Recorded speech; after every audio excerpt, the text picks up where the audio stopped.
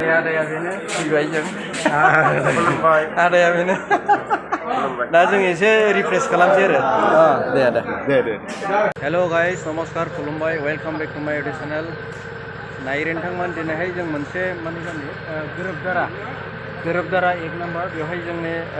Agriculture डिपार्टमेन्टजों सोमोन्दो थानाय आसाम गौरब बान्था मोनगिरि सर्बेश्वर बसुमतारी मानगोनां सर्बेश्वर आदानि फिसाजोनि माने हाबा तारमाने फिसाजोनि हाबा आरो हौवा गोदाना मा नाम बेखौ दाहाय मिन्थिसिगोन आफोरथ' दा माने हाफारां गोनोसेल' पेन्डेल खनसेल' नाय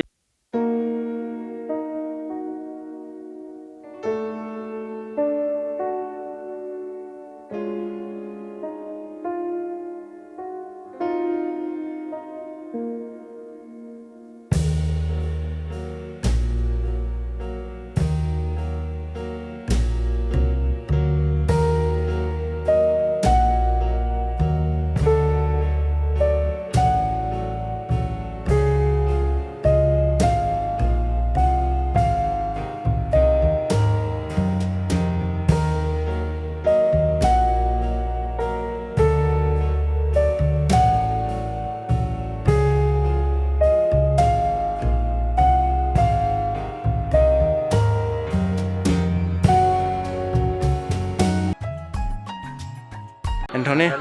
लेट जाबायलै फैनायाव दे आरो ओरै साइडआव बेनिनो गासिबो बागानजोब प्रगतिशिव फार्मार माने बे नार्सारि ओरैहाय फुख्रि नै बेनो आदाया नैबे आदाया नै आदाया बेनो फैबाय जों आदाया बेनो दा जों एसे रिफ्रेश खालामसै आरो दे आदा दे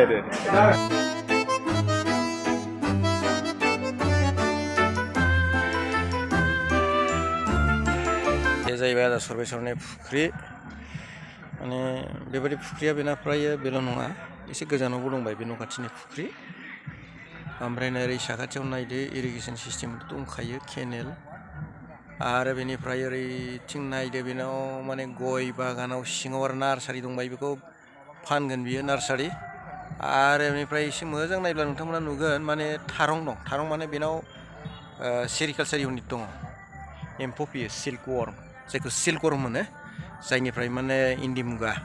खुन्दुं प्रडाक्ट जायो बे एम्फौखौहाय माने जोलैबो तयार खालामो आरो लोगोसे बेवहाय माने एम्फौ आरो फिथोब बेखौ प्रडाक्ट खालामो जाहैबाय आरो बेयो एकदम बरिया बे आदानि न' माने मावै दाङै जाग्रा एकदम बिराद टेलेन्ट प्रग्रेसिभ फार्मार माने बेनि इउनिटखौ माने बुंनानै फोजोबनो हाया बेनाव मथथे 16 जन पार्मानेन्ट लेबार दङ बेनाव मथथे ओरैबायदि लेबार बिसोरो मासाव 9000 10000 माहिलि जेनाखि बिसोरनि सेलारि मथा मथि बेयो जुदि 16 जनब्ला 16 जनाव ओरैनो 1.5 लाख जाखायो लेबारनियानो होयो दा बेनियाव थालिरनि इउनिट दङ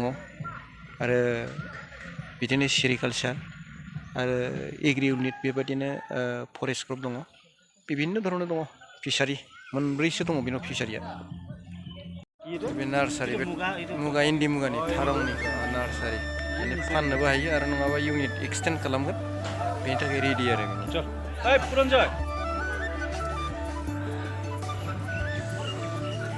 माने बियो बेवहाय बेबायदिनो फुल नार्सारि डेक'रेसननि थाखाय खालामदों जाहैबाय ओमफ्राय नैबे G9 बे G9 बेनिफ्राय नै बियो कमला ये कमला फुलि आरो नै बियो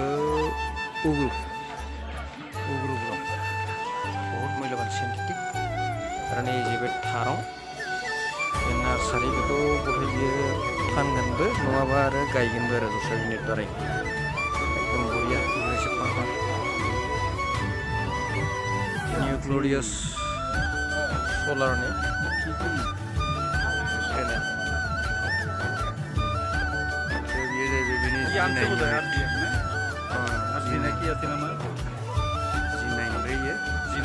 आरो नैबे नार्सारि फुलि बियो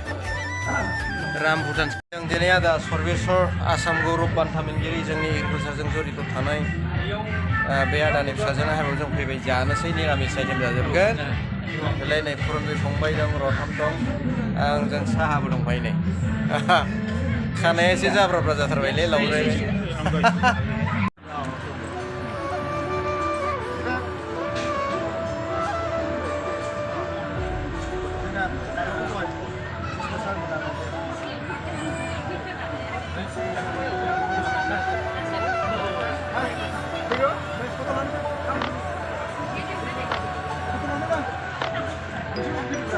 야, 당신아.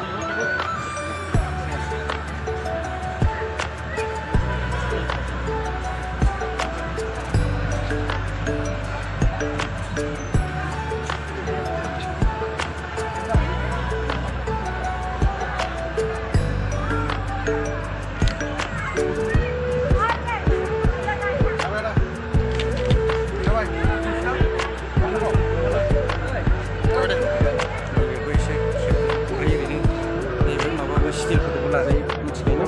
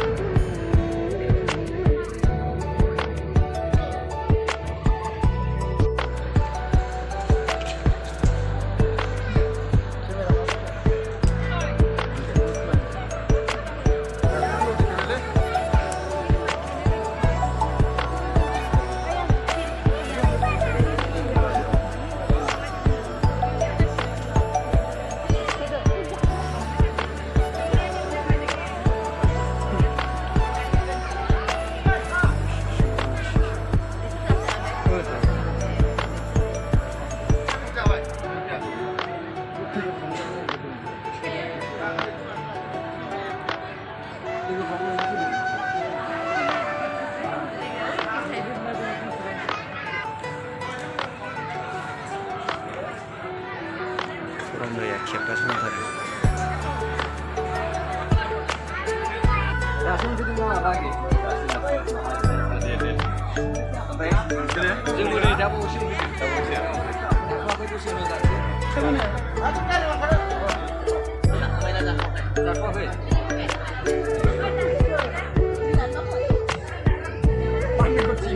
Nagirin taman bidiब्ला मथते भिडिअ जोबनायनि लामायावनो फैबाय माने जोङो मथते जेनिखि रुबुसि बसुमतारी आदा मानगोनां सर्बेसर बटमुसा बसुमतारीनि नायबेजालाव सासे फिसाजो बेनि जेनाखि आंगोनि लोगो जिउनि लोगो जायखौ हौवा गोदान होनो बेनि नामा जाहैबाय सानसुमा ब्रह्म आरो मिथिनाय मोननाय बायदिब्ला बिसोरो गामि दरसेनिनो दा जेरै सानसुमा आरो रुबुस्रि बिसोरनि जेनाखि गोदान जिउनि जे लामा न'खर मथते रुबैनो रुबु रुबु संसारा जाहाथे जायो बिखिनिखौनो आसा खालामनानै मथते भिडिअखौ फोजोबनो आखायाव लानाय जाबाय आरो जाय बिथांमोना गोदानै आंनि भिडिअआव बेरायफैदों नायफैदों बिसोरो जुदि साबस्क्राइब खालामोब्ला बहुत मोजां खोथा लाइक कमेन्ट शेयार साबस्क्राइब खालामोब्ला मानो होनबा लाइक कमेन्ट शेयार साबस्क्राइब खालामबासो मथते गोदानै भिडिअ आपल'ड खालामनोबो एसे गोसो जायो दा बेखिनियावनो फोजोबथ'नाय जाहैबाय उननि भिडिअ लोगो मोनसिगोन गोजोन्थों।